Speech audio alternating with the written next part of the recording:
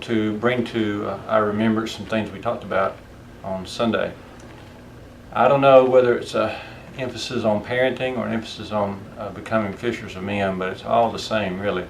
We studied from Matthew 4 and Mark 1, also Luke chapter 5, how Jesus called his disciples, and a few of them were fishers, fishermen. Peter and Andrew, James and John.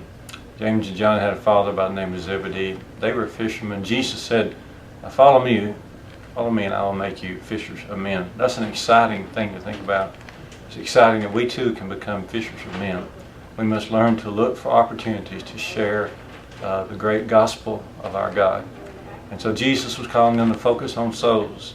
He once said to them in John 4 and verse 35, lift up your eyes and look into the fields, for they are white already unto harvest. And we too must be willing to look for opportunities to share the gospel and think about other people's souls, because eternity is a long time and life is too precious to go through and forget about serving and obeying our God.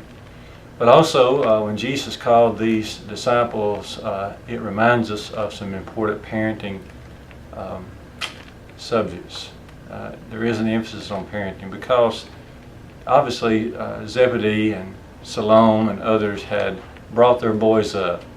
James and John have brought their boys up to focus on God's work, and when they clearly were able to see that Jesus is indeed the Messiah, then they left all, and they didn't know everything about Jesus. They knew enough to take a leave at their occupation, leave what they were doing, and they followed him.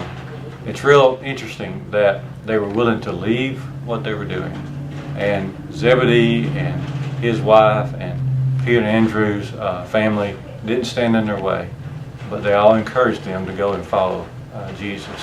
And so for us, that means that in our homes, in our marriages, among our children, in our conversations with our cousins and aunts and uncles and grandmothers and grandfathers, we need to keep the focus on souls, because God wants that priority in our homes, and that builds up the church.